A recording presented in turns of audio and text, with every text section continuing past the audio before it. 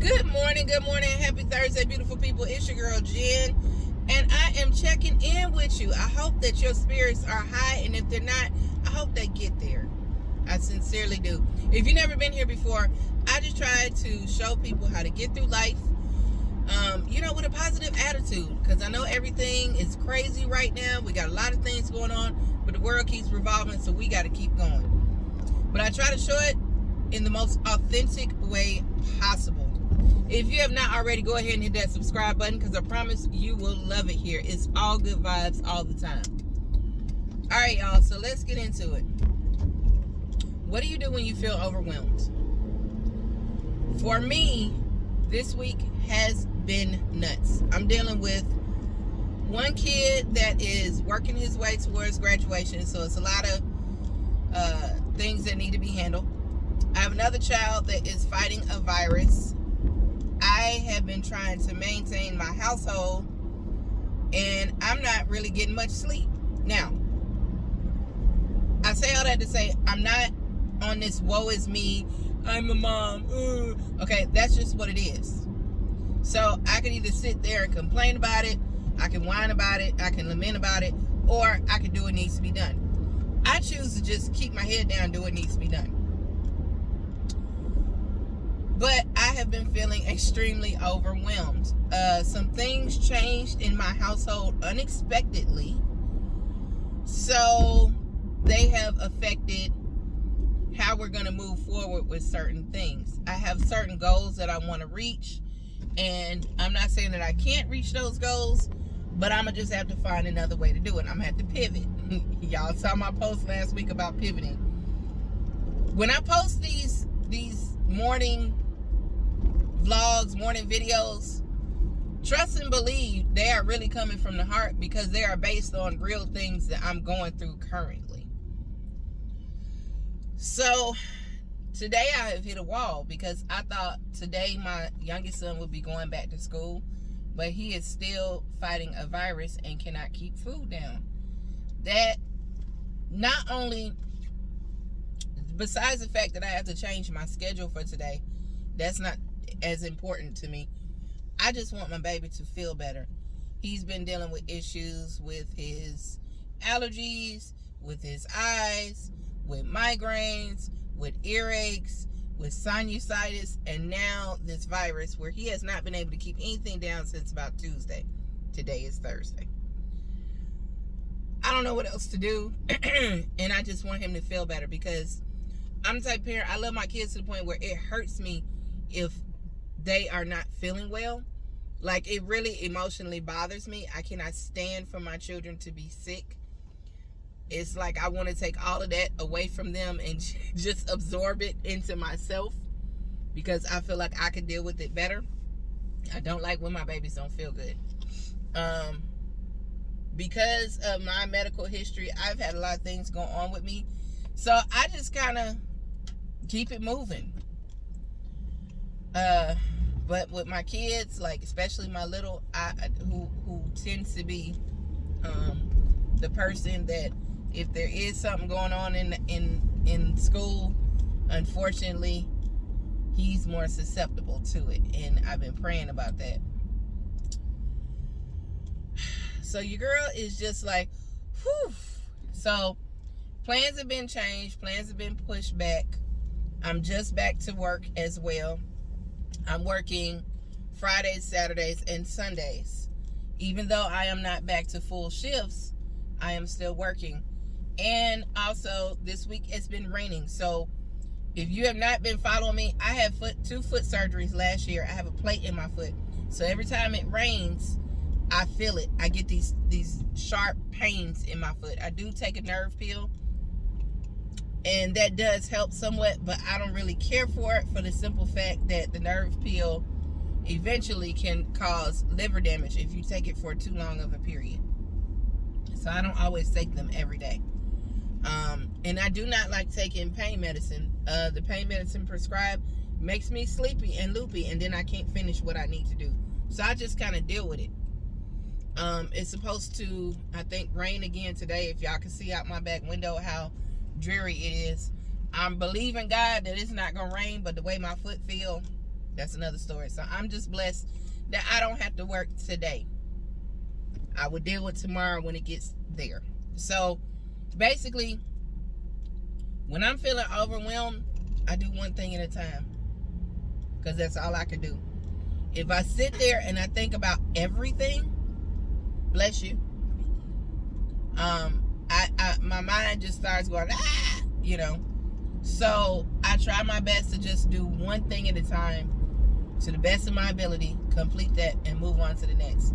I don't, in my mind, try to overload with everything I got going on, because when I do that, I just become more stressed. My blood pressure gets high. Sometimes I'll forget something, you know. So, like I said, I take one thing at a time. That's the first step. Another thing that I do, and I'm saying these out of order because there's a lot going on, I write everything down. So if I don't physically write it down with a pen and paper, I put it in my notes in my phone. And as I complete things, I check it off. I check it off. I check it off. Now, not only does that keep me organized, but as I check things off, I start to feel a little bit more accomplished. So that helps my psyche. That helps my mental health, because I'm like, okay, I haven't done everything, but I've done something. So that makes me feel better about things. And then the third thing, and like I said, I'm saying these out of order because this is really the first thing I do. When I feel overwhelmed and I don't have nothing else and nowhere else to go, no other person to go to, I pray about it. Because I know that God is working things out for my good. Now, does that mean that God is going to make things work out the way I want them to all the time? No. But it means that God is working things out on my behalf and for my good. So I pray about it and I give it to God as best I can. A lot of times that is the hardest thing for us to do, because we feel like we can fix it. And I think so often we forget God is really in control of everything. We try to be control freaks, and we try to control every minute, every hour, every person, every action, every reaction, every situation. And we forget all too often, God is truly in control of everything. Yes, we are working towards being better and doing what we need to do, completing our tasks. But God is in control of everything at the end of the day. Like a doctor can give you a bad diagnosis, and the real doctor can tell you, hey, that ain't what it is. I've seen that happen so many times in my family, with my child, with other family members, where the doctor has said, oh yeah, for sure it's this, and come to find out it wasn't that at all. So this morning I am really giving everything to God, because I'm depleted. I'm depleted. I don't have it in me anymore, y'all. I'm tired. I'm really running off of fumes right now. Like I am I'm exhausted. I'm gonna have to get some coffee so that I can wake it up, because I'm gonna have to take my son to the children's hospital, and that's a bit of a drive, so I need to wake it up. But yeah, I'm tired. I haven't slept good since Monday, Tuesday night, and then sitting there with my son. Yesterday my body just like crashed, and I took several little power naps. But it's like, when my baby doesn't feel good, I have him sleep with me so I can monitor him a little bit closer. And the minute he would move in the bed, I would wake up, and that's not his fault at all. That's my job as a mom, to make sure that he's okay. But yeah, so I'm depleted, but at the same time, I'm believing God for healing, and I know that, this is just a little test, and this too shall pass, and things are gonna get better, and things are gonna improve. But I have to keep a positive attitude, and for sure, I cannot give up. It ain't no room for quitters. When you quit, that's when everything stops. When you quit, that's when your opportunities die. And I don't have time for that. I don't have time or room for that in my space.